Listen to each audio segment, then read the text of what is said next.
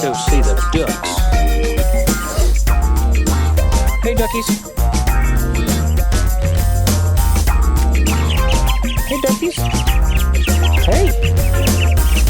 Hey. Let's check on the chickens. What's up, girls? Oh. What's up there, Chanticleer?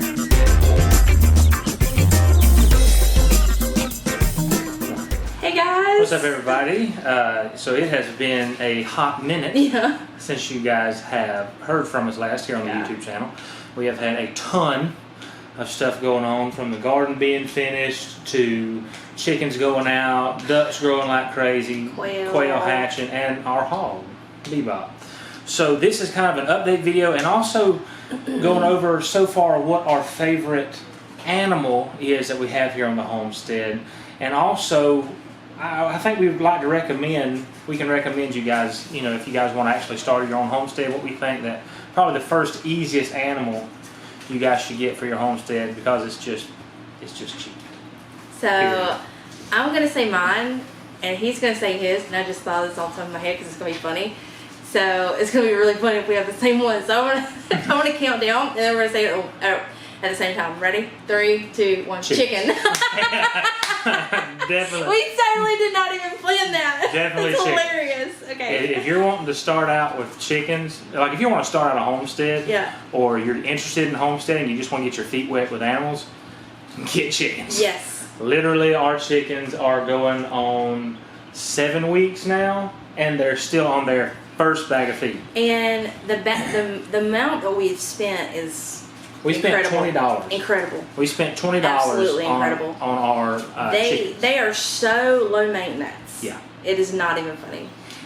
And I would also add another reason why that I think that our chickens have eaten, you know, they're still in their first bag, is because they've been on pasture. They've been outside eating grass and bugs and eating what a chicken's supposed to eat. So I think having that supplemental feed has really helped with the cost of our feed. And we really, within, what was it, the second or third week, we started acclimating them to outside. Yep. So what we would do, we would keep them inside for the night, and then first thing in the morning, he would put them in the chicken tractor before he went to work, and then leave them out there all day long, and they were just happy as could be. And we just check their water, check their feed throughout the day, and bring them in at night. And they got used to it pretty quickly, and they couldn't be happier. It didn't take very long for them to acclimate, and so now they're out there full time. They're in our bigger chicken tractor out in our enclosure out back for our chickens, and we've just got them in there kind of so they, you know, until for about another 2 weeks, and then we'll move them into their coop full time, and then our ducks will move into their paddock, which is where the chickens are now, and then we're pretty much done birdless in the house. So let's give a quick update real quick about what's going on. As you guys know, you knew about the chickens, you knew about the ducks, but we have quail, and I will tell you this.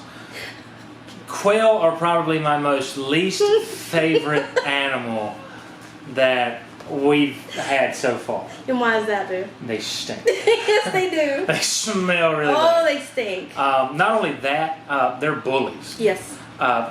We've actually had 2 get squished, and I know when you have a larger number of animals in a brooder, that can happen, but they will stomp each other to death, and that's exactly what they did to the 2 that we lost. And we actually had 2 get out yesterday. Yeah, jumped right out the brooder, walking around hollering throughout the house. Yeah, so they cry quite a bit, and I didn't really think anything of it. I just heard, and I'm like, and they wouldn't stop.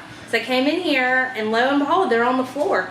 And under the china cabinet. Under the china cabinet, they flew out. But on the good side of quail, they're very friendly. They're not aggressive at all. Not towards humans. Not towards each other. Towards each other, there's a pecking order, and it's crazy. They'll just run each other over and kill each other. What we did find out, we had the brooder set up just like we did with the chickens and the ducks to begin with, but we found out that wasn't working because they were making too big of a mess. With their food. And what it was we had the regular feeder with a little tray on the bottom, and they would squish each other trying to get to that. And I guess their little beaks were not big enough for the crumbles that we were giving them. So they would get it in their beaks and then drop it all over the brooder, and then before you know it, all the food is all over the brooder. Mixed in the brooder and water, and then you got fermented feed, and the whole house smelled like fermented feed. Don't get me wrong, our house still smells like Tractor Supply. It still smells like farm. I'll be so glad whenever these birds get out of my house. Yes, the next time we have birds in our house will be whenever we're hatching eggs for somebody watching this video that says, "Hey, we want some eggs, we want some chickens." But so the quail, that's our update on the quail. Before we Ducks, yeah. Listen, she's a little upset with the ducks. Listen, they're so cute. They make the cutest little sounds, but they are so freaking aggravating. I cannot even tell you. She's more or less aggravated because they won't. Whenever she opens the chicken tractor or duck tractor lid, they kind of run to one corner instead of. The thing is, the two first ones that we hatched are the most least friendly, and I've heard they're Peking ducks. Yeah, we've heard Pekings are super awesome. They're nice. They love you. They don't even want to be touched. No, I mean they'll let you pick them up and put them in and stuff like that. But they don't really want anything to do with you. Yeah. They've more or less bonded with each other. Yes. Than they have us, which is a problem. And we might have maybe the flock's too big. We have 9 birds. Oh yeah. So I mean. But the khaki Campbells seem to be. They're chill, man. They're really chill. They're mellow. They do scream whenever you pick them up, but not as bad as the Pekings. Yeah. So I would say I don't know. I don't know. They're in the chicken tractor right now, and they ain't doing a whole lot. No, they're just. There's like flies everywhere in there, and they ain't doing nothing but huddled in the corner fussing at me because I opened it. Because they don't want you to open it up, see what they're doing. They won't be left alone. So, with that being said, I don't know if I want ducks again. Ducks probably will not happen in the future. I don't know. We'll see, because we were really interested in the eggs and the meat too. So we'll go into that in a couple months after they start laying, and maybe see what duck looks like, tastes like, what we can do with it. Yeah. Also, if you hear jumping, that's the quail trying to jump out of the brooder. Scratching. We have a lid on it, so they can't jump out. We had to put a lid on it. I didn't think they could fly it a week and a half year old, but apparently I was wrong. Yeah. But so let's go into the garden real quick before we get into bebop. Yes. So our garden produced maybe a 60%, if that. Like disappointing. It was very disappointing. We had beetles come in very late in the season. Army worms came in, and we kind of got a hold of the armyworms at first, but then after them the Japanese beetles came in, and the boring beetles came in and got a hold of our squash. So the squash went downhill, in which I'm not complaining because I was squashed out. Yeah, we have squash stocked up in the freezer right now. That is we're pretty good on. I can recommend and tell you that if you like squash, really get a lot. You will get a big eat. That was absolutely worth the. What did we spend? $1.75? $1, yeah, very cheap. And we planted how many? 10. I mean, it just kept producing and kept producing and kept producing. We had some in the freezer.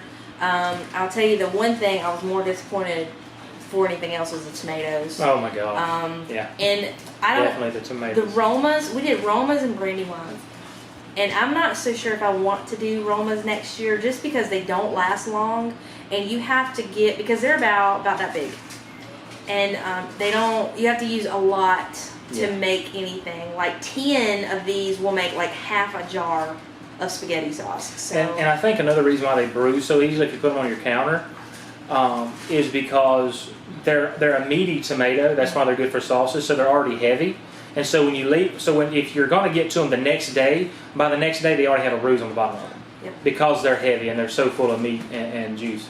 So even the brandy wines, I wasn't impressed with the brandy wines. I've gotten 2 out of 12 plants. Now, you guys remember whenever we did the tour of the garden many times with you guys, you saw how many brandy wines we had. I got 2. And they weren't even big. They were smaller. Yeah. And the rain didn't help much because the rain came. We had so much rain at one time that bottom rot came in. And basically what bottom rot is, you get moisture that builds up on the tomato plant. And because tomatoes are round, the water does what? It goes all the way around and it sits right there at the bottom, which causes rot. So the rain didn't help us at all. But we did our best to try and save those. First year garden. Yeah, first year so garden. We learned a lot. But that was a plus. Now, peas definitely went a long way. I won't do refried beans again. That wasn't worth it. Yeah, that was a waste. Now they were healthy and beautiful, and they look good. Yeah. But for what we got, for what we planted, it wasn't worth it. No. It wasn't worth this. It wasn't worth the 7 plants that we planted. The purple holes did really well. Oh my gosh, purple holes are great. We got bags and bags of those in the freezer. Yeah, and then green beans, they were all right. Yeah. I think next year, we'll do cream 40s, and we'll do purple holes, and maybe some zippers. Some zucchini. Yeah. We're actually fixing to sit down tonight. I actually have a planter guide. We're gonna sit down tonight. We're gonna talk about what we're gonna do for the fall garden. Once we get that ironed out, we'll let you guys know. Now, let's move on to Bebop real quick. If you've been paying attention to our Facebook page, you know that on July 5th, we bought our first family hog, which is a Hereford breed. If you don't know anything about Hereford breed of hogs, they're an awesome breed. They're docile. They're a bigger hog. Most times you see them out west. You don't see a lot down here. Well, everything was going good until yesterday night, and about 6 or 7 o'clock, he started acting real lethargic. He didn't really want to move. Whenever we touch his ears, and if you don't know anything about hogs, if you touch their ears, you'll be able to feel the heat, and you'll be able to tell if they're burning up with a fever or not. It's just a lot easier. And he had a fever, real bad fever. And so I went and we took his fever, and he had 103.4, something like that fever. And so we rushed down to our Tractor Supply down the road, and we picked up some penicillin and started him on a penicillin regimen. Well, I got up this morning, I took his temperature, and it was 105.6, which really worried me. And so I just finally broke down, and I called our local vet here in town, and I asked him what was going on. He thought it might be pneumonia, which is pretty normal for, hogs. Hogs can get pneumonia relatively easy, especially whenever you have the weather changes with all that rain we got, then it cooled off, and then it got super hot. It's very easy for them to get pneumonia. And to be honest with you, it was actually pretty emotional. I was really emotional today at work. It was very difficult for me to concentrate, just because. And I know some of you guys might be thinking, how can you get attached to something and then end up killing it for meat? Here's my ideology on that is, if you have a creature, if you have an animal that you know that you're going to eat, why not give it the best life that you can possibly give it? In the end, the animal's going to be happier, and a happy hog equals happy meat. A happy animal equals happy meat, period. It's just a better product. And I feel like if I wouldn't want to be treated that way, I don't want to treat my animals that way. I'm not going to go be disconnected from him and not touch him and not give him a good life just because he's going to be in freezer camp, in 3 to 4 months. I'm not going to do that. I'm going to love him. I'm going to give him the best life. If he's sick, I'm going to give him medicine just like I'd give my child medicine.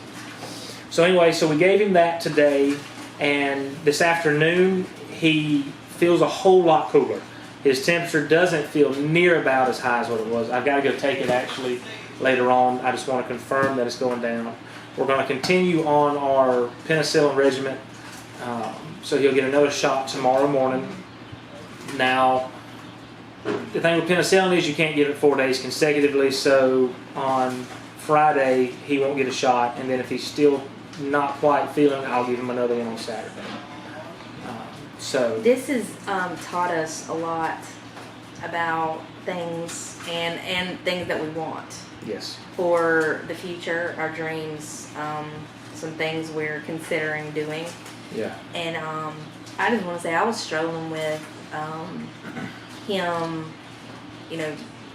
us processing him in the end, because it seems so cruel, to treat an animal so good and become their friend and do your best by them, but then in the end you're going to take them to slaughter. But God gave us these animals, gave us dominion over these animals to look after them, and it's our job to be good stewards of what He's given us. And I really believe that if we do our best by Him and treat Him, you know, the best that we can possibly give Him, I believe that we are going to get the best meat from Him. And some of you might be laughing, but I mean, that's the truth. That's the God's honest truth, yeah. That's how we view it. Yeah. You're entitled to your own opinion. Yeah. I mean, it would be easier, obviously, if the hog was mean. Because if he ran up to me and bit me, I'd be like, man, I can't wait to eat you. Yeah. But he's sweet. Whenever he sits down. Yeah, he's like a dog. Oh, yeah. Like he just sits down, he rolls over. He rolls over whenever he wants to be touched. Like, you just But that just goes back to the breed.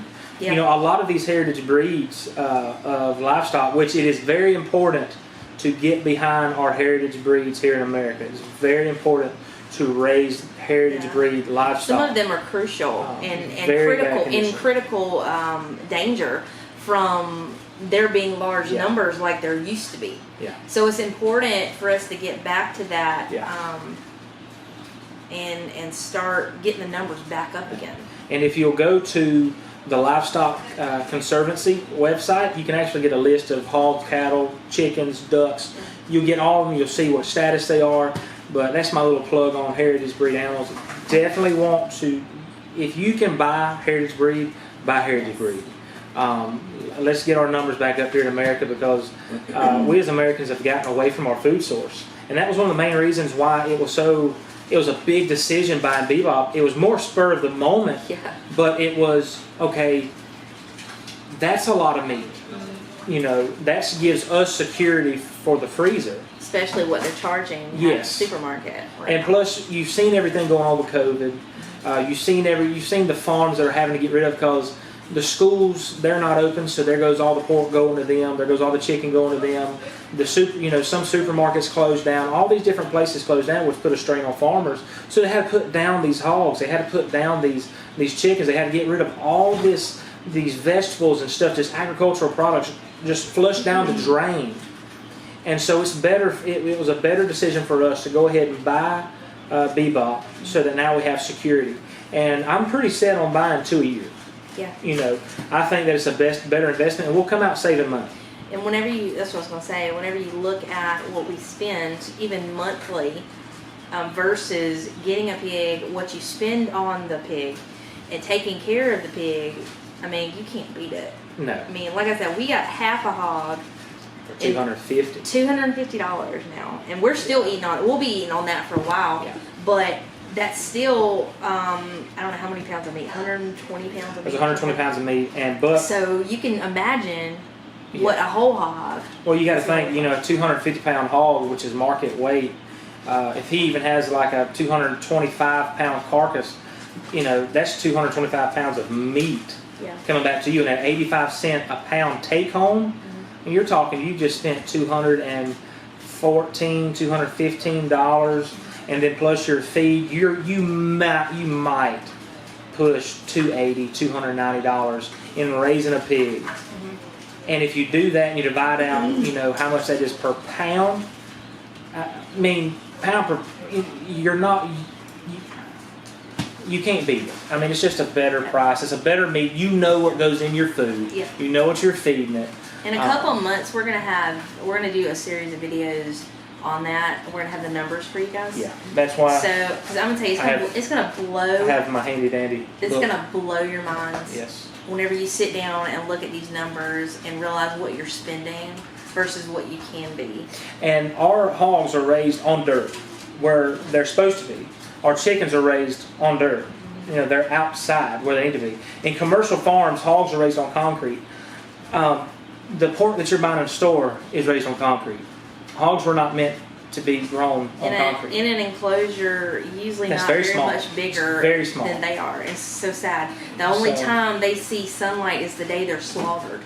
And even then, it's awful. And even then, I would say, you know, they're just getting on a trailer and then they're riding to the slaughter factory. And I don't like that. I don't like that. I'd rather. It's not the way God intended it. No. It's just not. And I understand where commercialism came in. You had to have more food. You know, more food, more people, and I understand that.